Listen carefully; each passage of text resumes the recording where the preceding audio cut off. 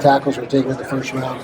So I've got no doubt that Jim will get that shored up, and Bryce will have a lot more confidence in his own line this year and a lot more time to operate and do the things he needs to do. So we're counting on that happening. On the left side there in the blue shirt. Kyle, you and Ryan Day coached against each other back in the middle school when you were in Utah. Obviously, we're different staffs from Urban at some point in time. Just wondering, how well do you guys know each other, and what do you think it's like coaching against him? I would say I know Ryan casually. I never went out to dinner with him or anything like that, but he was on Urban's staff as well, and Urban would talk about him, and so I got to know him kind of back then. But you're right, we played each other in the Rose Bowl. I can't remember which one it was, 2020 or 21. But anyway, got a lot of respect for him as a coach. He's a good football coach, and he's been very successful. What can you say? I mean, he's done a nice job. Do you think there'll be as many points in this year's game as that Rose Bowl? No, I don't think there will be. And had our quarterback not got hurt, there would have been more points and maybe enough to win. But who knows? Stand left there, AP.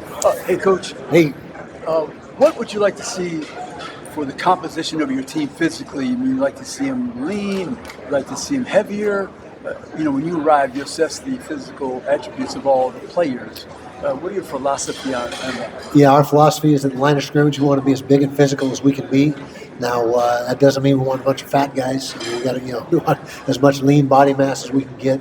One thing, probably the one thing, or the most glaring thing that stood out to me when we first got there was that when we tested him in the strength room, the overall strength of the team was not up to par. And so we've worked hard in the last 7 months to correct that. We tested last week, and I think every player on the team, with the exception of just a handful, hit all their personal best in their lifts. And so I think we've got that problem solved, but that was probably the most eye-opening thing when we got here, because we had all these real tall, long, good-looking athletes, but the sheer strength just wasn't there. So we've addressed that, and we hope that's not going to be a problem anymore. Over on the right, Austin. Kyle, obviously, there's been a lot of transition at Michigan. Or maybe will really stepping away. Do you see it as part of your role to bring some stability to the university in the midst of that? Well, I don't know about the university, but absolutely the football program. Trying to bring stability there and eliminate distractions, eliminate drama. And that certainly is a big part of my job as the head coach, is to make sure that we can limit that to as much as we possibly can. There is change occurring all the time in athletics. That's never going to change. But, we just got to keep our heads down and focus on what we can control and take care of our business.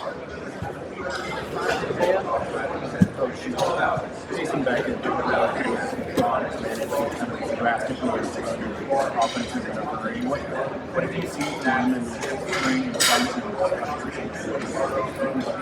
how have you been able to do that under the season?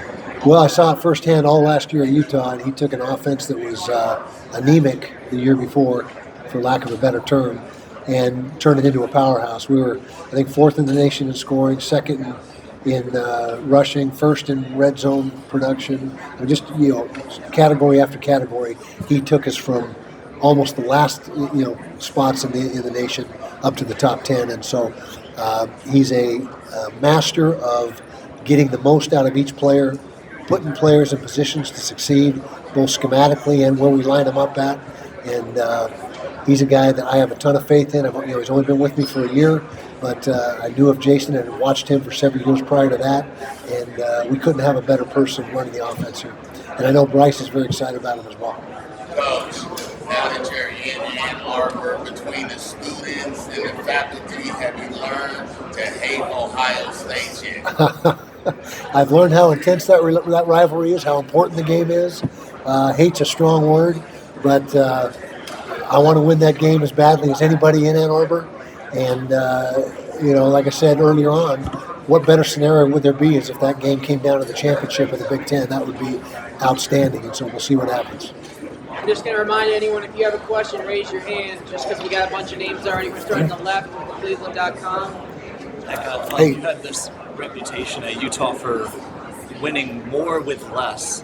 How were you able to do that, and how does that, what the the seeds of that philosophy help you now that you have potentially more? Yeah, we did a great job. I say we, the assistant coaches, did a great job of identifying talent that maybe was a little bit underdeveloped, not ready to play yet, but in a year or 2 or 3, going to be players that we could really win with. And so the first order of business was to recruit the right guys, which again our assistant coaches did a fantastic job of. The next phase of that, once they're in your program, you got to develop them in the weight room, on the field, and so we were really adept at developing players at Utah. Now, that model has changed a little bit now because you don't have players for 2 or 3 years to develop. With the portal, I mean, people are going different directions, and so this is a lot different animal that we're dealing with here, where we have ready-made guys that are the cream of the crop already. We just have to refine their skills and plug them in and make sure, like I said earlier, we maximize what their strengths are and put them in position to succeed. In the middle, Chris. Does Jim Hardy tell you about the personnel that you have up front? You know, there's some guys that can slide over the guard and you have to. He's very excited about it. We were missing 2 or 3 of those guys in the spring, namely Andrew Babalola, big-time prospect. He's 6'6", about 320, 315, and just has great feet, great balance. And he was not there in spring, but Jim's excited about him. Looks like he's going to be in the hunt for that left tackle spot. Blake Frazier had a really good spring. Andrew Sprague, these are all tackle bodies now, had an excellent spring as well. Evan Link is a proven commodity, played a ton of snaps last year for Michigan. I already talked about Jake Guarnera at the center. Avery Gatch, I believe, has a really good future at Michigan.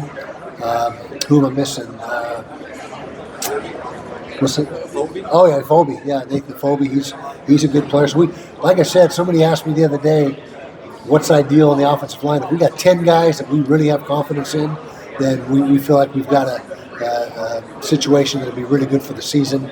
8 is probably minimum, and I think we're at 8 or 9 right now. We should be at 10 by the end of spring camp or fall camp. And then the other thing is, of those 10, getting the best 5 on the field. If you're all stacked up at tackle and they're better than the starting guard, you got to adjust and shift people around. So, and Jim does a great job of that, and has done a great job of that through the years of getting the right 5 guys, irrespective of what position they play. You know, they got to function and they got to be able to do it, but we want the 5 best football players out there. Do you think Babalola would be a better candidate to one side than like a Blake Frazier? I don't think so. I think he's a natural tackle, and his upside is really high. I mean, as high. We just had, like I mentioned, 2 first-rounders, and he reminds me exactly of those guys. Just in the front there, Clayton. You mentioned how it's a process with Bryce, but is he good enough this year to win a championship this season? We hope so, and we'll find out. I'll tell you through fall camp. Talk to me at the end of fall camp, and I'll have a lot better assessment. But if he continues on the trajectory he's on, continues to work how he has, I see no reason why he can't be very successful, because he's got so much in the toolbox. He's got all the attributes you look for. So we just got to put it all together for him. Green shirt. Hey, Coach, you're no stranger to in-state rivalries with BYU and Utah. Speaking of Michigan State, how are you going to embrace this rivalry, and how important is that game for you to get on the win? Well, it alongside the game is of huge importance, and you know, in some ways even more so with the in-state supremacy factor. You know, being the best team in the state of Michigan, and so it'll be obviously heavy emphasis placed on it. But again, you got to be careful. If you go crazy and put too big a deal on it, then it can have diminishing returns. And so, you know, the team has to this fall learn our preparation process. Because in spring ball, you don't really learn the run up to a game. You know, the Monday, Tuesday, Wednesday routine. Every day is pretty much the same in spring, and so that'll be another process. Is teaching this football team during fall camp how to have a run up to a game. And we have a couple mock situations where we do just that through fall camp. And so, but you got, you know, and I've said this for a lot of years, if there was a best way to prepare, you wouldn't save it for rivalry. We keep doing it every single week. And so we think our preparation model is pretty darn good.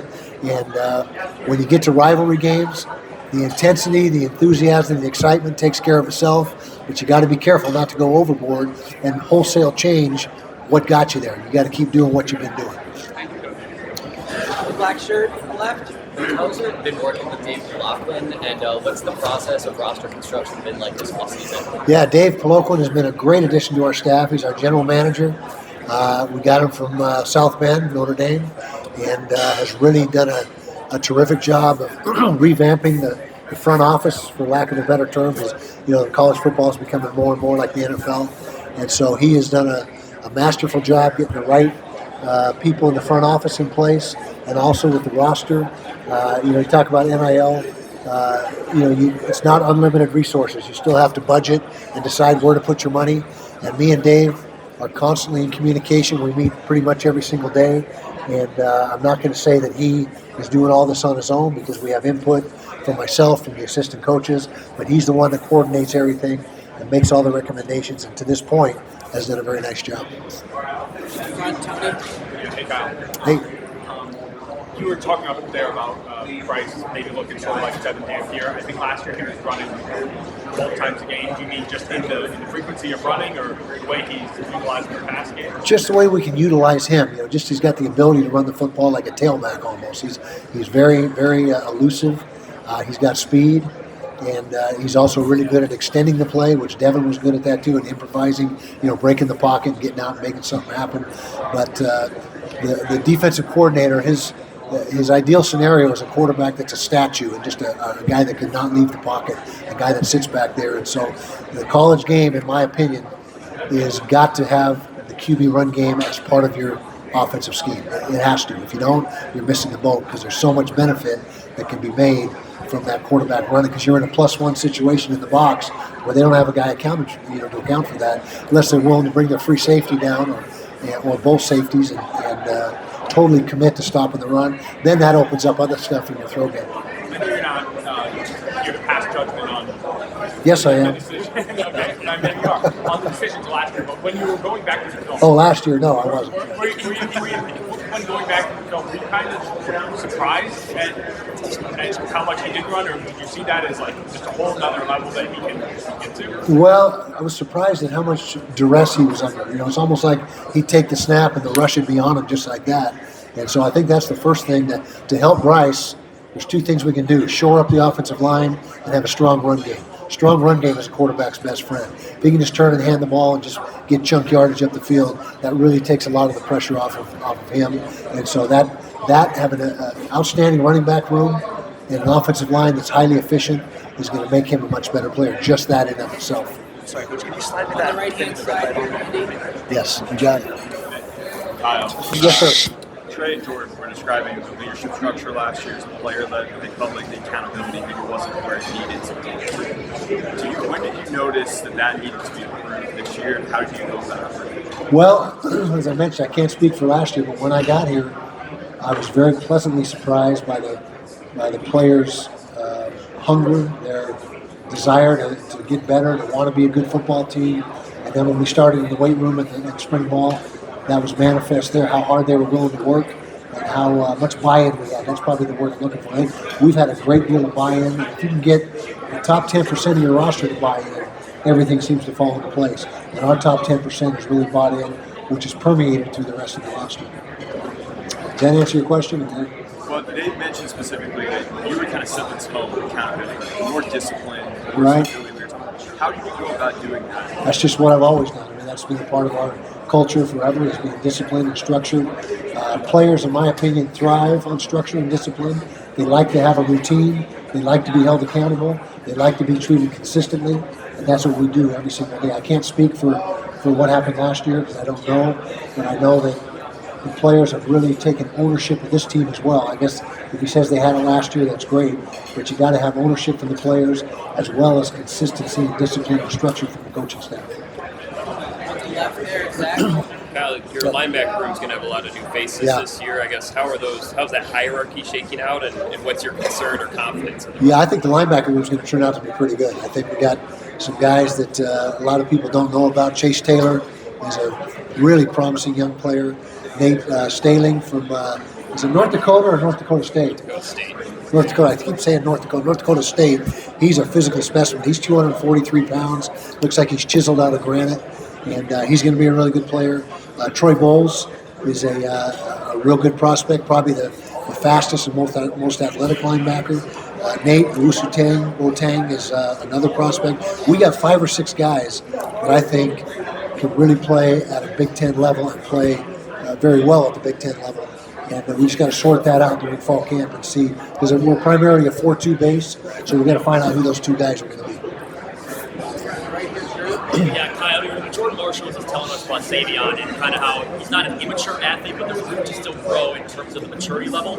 I want to know your take on that, what you've seen from him and what you think to grow in this freshman. Yeah, first of all, Savion physically is dynamite. I mean, he's 6 feet, 220, not an ounce of fat on the young man.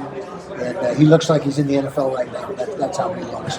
And so, but there's always room for that, the mental part of it, to learn how to watch film, to learn how to study, to learn how to eat right, sleep right, just all. I'm not saying he doesn't do those things, but there's so much more to it than just what kind of physical tools you have. And I think that's what Jordan's alluding to is just how a D1 athlete handles himself, structures his daily routine, and then goes about his business. That's probably what he's talking about. And then you mentioned you went up in the running back room, Savion looks NFL ready, I guess, whatever. Jordan Marshall was saying that in the running back room right now, you shouldn't be able to tell who's the number 1 guy, his kind of mentality and all that, from Tony Alford. Do you want to talk about that? Is that part of your mentality as well, or is that left over? Well, Jordan is the number 1 guy, even if he doesn't want to be. I guess he is. But he's a really good football player. He's humble, though. He's very humble and has a lot of love for his teammates. And he's a team guy. He's one of our captains as well. Bryce and Jordan are the 2 guys who are the spring captains. Now we'll re-elect captains in fall camp. In this day and age, not to change the subject, but with the portal and getting 50 to 55 new players, I think it's important that you have spring captains, and once everyone gets to know each other for that year, you redo the vote in August and just keep repeating that cycle. It's not like the old days where you're returning 105 out of 120 players and everybody knows everybody. It's quite the opposite. So, but to Jordan's point, we have a loaded running back room. We feel there's 3 or 4 guys that can really carry the load. But Jordan and Savion right now are 1 and 2. And we expect Savion, I don't want to put too much pressure on him because he hasn't played a snap. He doesn't want football yet. But what he's done in practice is that there's a really weird relationship between how you practice and how you play in the game. That seems to go hand in hand. And so I'm really excited to watch him in a group situation. Right here, Austin. You went from being the longest tenured coach in the league to being a new guy. Yeah. What's that like? What sticks out to you about this league? Certainly a change of pace. I was at one place for 32 years, at 21 as the head coach, and so this is kind of a reset for me, I guess you can say. Everybody I run into when I go back to Salt Lake and talk to me, they go, "Boy, you look different. You're re-energized. You're this, you're that." So, I guess so, but because I'm excited about the season. But apparently it's pretty noticeable that I'm excited about this opportunity. And yeah, I'm the new guy on the block. But I know a lot of these coaches played against a lot of them through the years. So, football is football. And, I'm not really sure it matters a whole great deal what league you're in or any of that, because you prepare and operate the same way. Kyle, in terms of the freshmen that just got here in June, who are you most excited to see get on the field and play for you this year? Yeah, we had about 9 guys, I think it was, that entered in June. We were not able to come in January early. I know I'll forget a bunch of the names and leave them out, but I'm going to say Carter Meadows, the defensive end. I think he's going to be a special player. He's 6'6" plus, maybe 6'7". He's put on 15 pounds since he's been there. I think he's 255 now. And you talk about an athlete and a guy that looks the part. He looks the part. We haven't had him in pads yet, but I'm excited to see what he can do. Kyle, with respect to Bryce, he's had a lot of coaching around him this offseason. Yes. How much catching up do you feel like he do fundamentally? He had a lot of catching up to do fundamentally. He was not nearly as fundamentally sound as he needed to be. And again, not to make excuses, but he didn't really have much of an opportunity last year to become more sound in that regard. But you get too many cooks in the kitchen. That can be too. You can't go overboard and have 6 different guys in his ear telling him different things. But just in our building, I think we've got it dialed in really well. Coy Detmer is the main link with Bryce. They're just like this, and then Jason Beck is an adjunct to that and helps out. And then he's also done some work with some other people this summer just on his own, NFL guys, and just gathering information that way. So I think we've struck a good balance in how to handle Bryce right now. How much do you think the outside help is helping? We'll find out in fall camp, because he's, he spent a lot of time with Joe Burrow and some other guys, and so we'll see how that translates in camp. Left-hand side. Has it been 45 minutes yet? Not yet? Okay. How many? 10? 21. Oh, my goodness. Okay. Left side right here? Right there. You've talked about Russ Cross and NIL there. I want to know, have you had any conversations about the type of college sports that the Big Ten office or anybody? Not really. I just read a little bit about it, and to me, I guess they've tabled that for the time being. Is that accurate? They've tabled that. There's not going to be any vote on it this summer, and so I'm not so sure that's just a Band-Aid and not really the true solution. But I've always been a believer in control the controllables and worry about what you can take care of. And there's nothing I can do about that. And when someone offers or asks my opinion, I give it. But I still believe there's a big change on the horizon in college football. I mean, a big change coming in the next 2 to 5 years. Right here, Isaiah.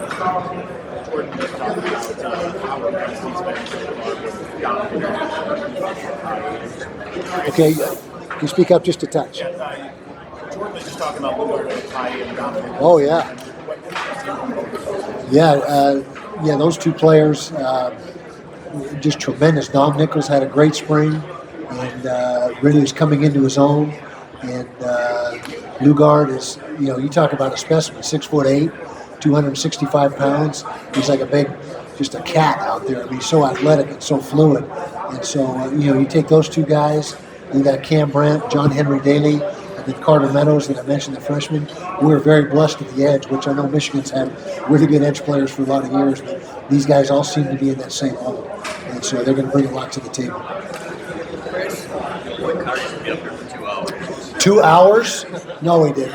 I'm going to ask him. He did? If Dave says it, then it's true. Okay.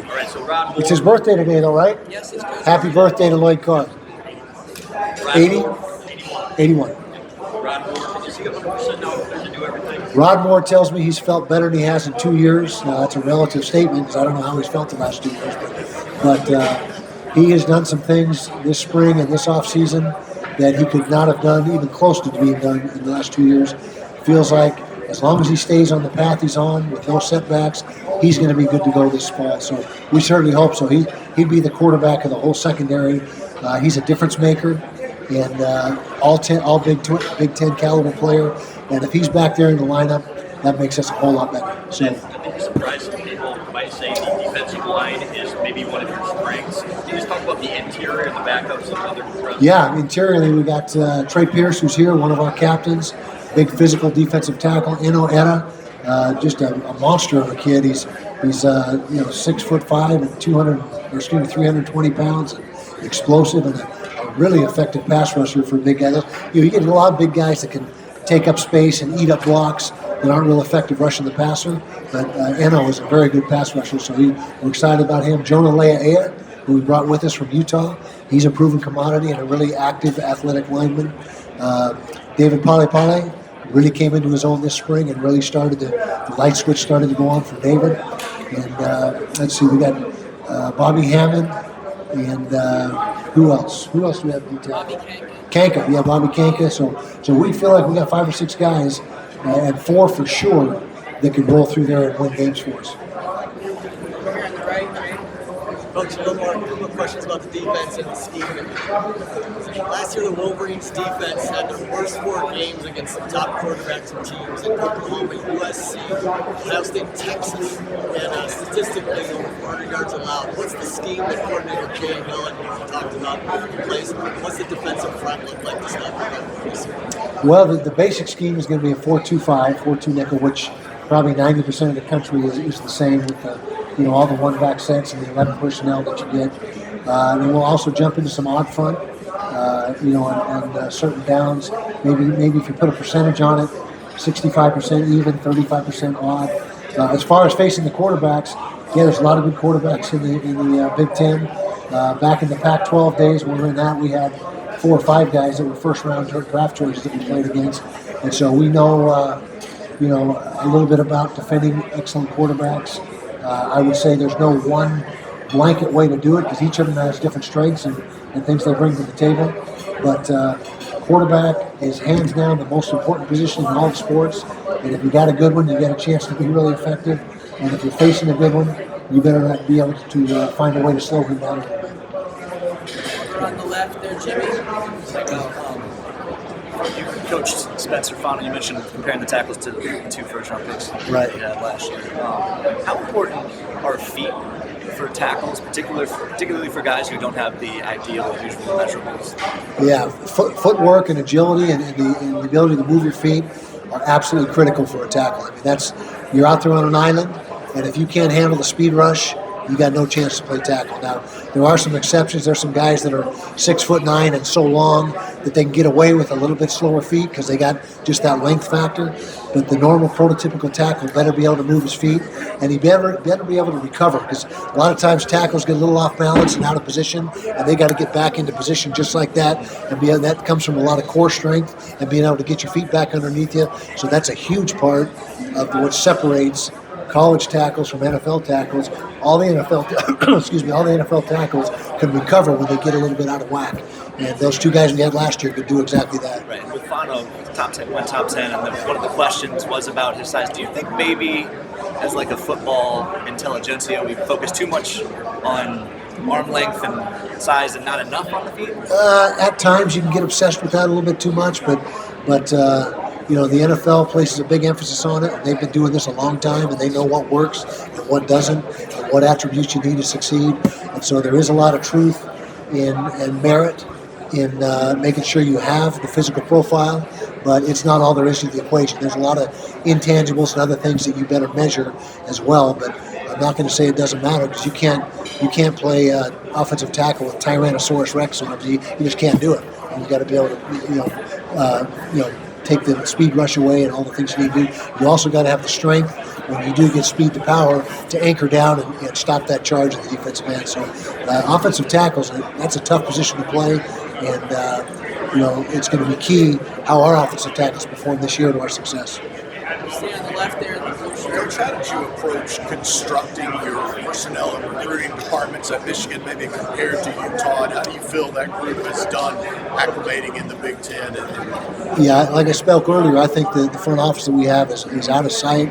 We've got a ton of experience, and the guys that have been in some really good places, some really good situations. I thought they've done a very masterful job of helping put the roster together. Now their real merit and the real evaluation will be going forward, how they do in these incoming classes. And right now we're off to a really good start with the 27 class, but we just expect to become better and better, sign higher and higher classes. Now that's assuming that we can keep up in the NIL space, because if you can't keep up in the NIL space, you're beating your head against the wall. So it goes hand in hand. We've got a lot of good cornerbacks this year. What have you seen from those guys lately, and who could be the nickel out of them? Yeah, well, Smith Snowden played nickel for us at Utah last year, and he's a really good player. Zeke Berry is a good player, and then of course Jair Hill, Shug Hill, is a guy that I think has a ton of upside and talent. And so between those 3 guys, we'll find the configuration that works best. Shamari Earls is also a really talented player. There's 2 or 3 other guys behind those jockeying for position. But if you can have 5 corners that you really trust and feel good about, then you're in a pretty good spot. And right now we're probably at 4.5. Just to clarify, Jim, up there you said that if you're playing meaningful games in November, that would be looked at as a success. Yes, sir. Even if you don't make the playoff, or do you have to make the playoff for that to be a success? Well, I think it's year 1. We've got some work to do in the depth department in a few positions. I think in a year or 2 we'll be about where we need to be across the board. But we've got. So I don't want to paint the picture that the cupboard was left bare, because it wasn't. A lot of good players in our program, but we're just gonna have to see how everyone adapts to the new schemes, the new culture, and if we can get some continue to get some good traction, and we're playing for championships and in the hunt in November, then I think that goes hand in hand with being a playoff team or a potential playoff team. Kyle, you mentioned up there the drama you're referring to. This was regarding that. When you think about that, distractions that follow college football programs for years, right? How quickly do you believe a program can change its reputation or its perception? Well, I think it can change pretty quickly, and especially when the drama is not player-driven. The drama was not player-driven. The players are doing what they're supposed to do.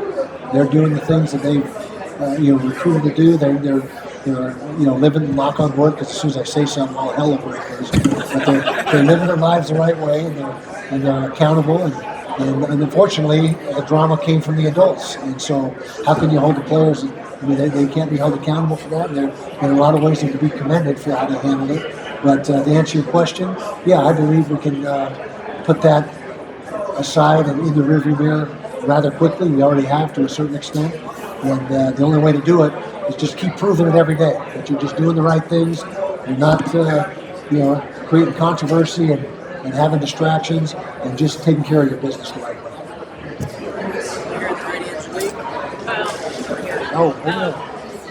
We know what Tommy Carr is. What is the situation back there? Tommy Carr is the number 2 right now, without a doubt, going into fall camp. Now, Braden Nicolosi is a guy that's going to get some reps. We're going to find out what he's all about. Chase Herbstreit did some good things in spring, but Tommy outplayed him in spring. That's just how it went down. And then we got Schmiegel, who's coming off that serious lower leg injury, who we'll see where his health is. He did take a few, like 7-on-7 reps and that type of thing in spring, but nothing where he's having to move around and avoid the rush. So right now, if we lined up and played, Tommy Carr is the number 2 quarterback. The previous comment about the strength situation when you got here, how do you evaluate it? How do you fix it? And who made the biggest improvement? Well, you evaluate it by testing them. You just put them on a bench press and see what they can do, squat, see what they can do. And so it was very apparent by the numbers. They paled in comparison to the place we came from. We were a strong football team from back in Utah, and all the credit for that goes to our strength coach, Doug Elisaya. And so when he got the numbers, he came up to my office and says, "Coach, you're not going to like this." And we talked for a while, and I said, "Doug, I got no question in my mind. You'll get it right." And the players, bought into what Doug was selling. And as soon as they started seeing the strength gains and their body weight go up and lean body mass, as soon as the players know that you can help them be a better player, you'll get buy-in. As soon as they know that what you're preaching is going to work, and if they follow it, then they're going to be better. And so that was something that really started to self-perpetuate. And then I'm going to tell you, I can't tell you specifically which players gained the most, but I'm going to tell you 97% of our players at least all hit personal bests when we tested last week. In mid-December, before this opportunity emerged, how did you feel about your future, and was there any temptation to be done? I've been doing it for a long time, and I made a statement about 5 years ago that I wouldn't coach when I'm past 65 like an idiot. I said that. I don't know why I said that, but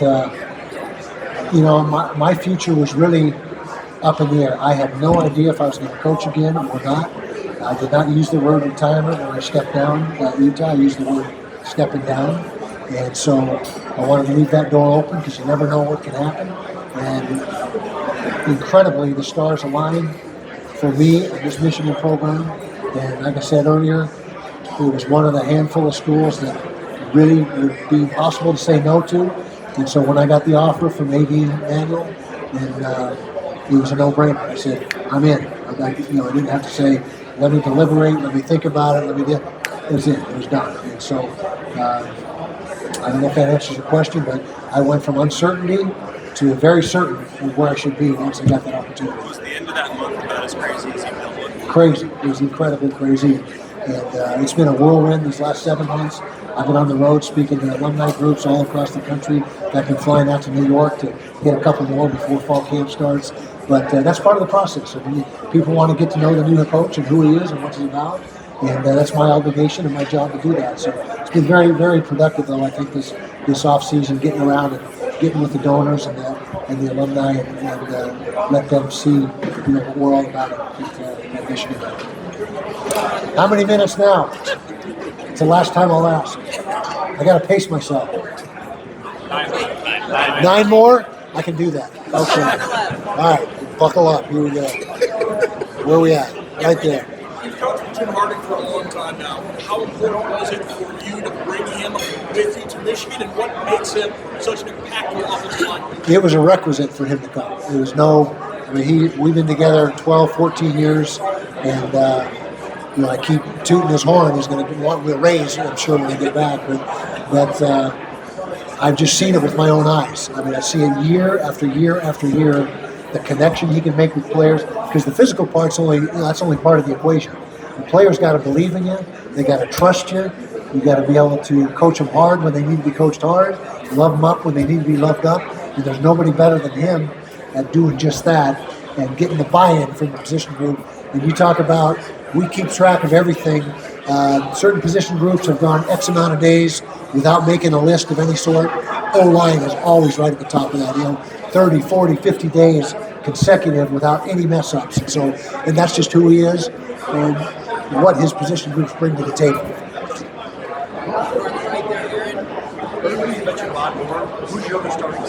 Chris Bracey would be a guy that is in the mix there. And then we got 3 or 4 other guys that really had good springs. And as soon as I start mentioning, I'll forget somebody. But right now, Chris Bracey and Rod Moore are really at the top of the league. Toughness, good tackler. You better have, if you're in our scheme, safety's got to be great tacklers. And so he brings that to the table. He's athletic. Ball skills are really good. He's got great ball skills up the field.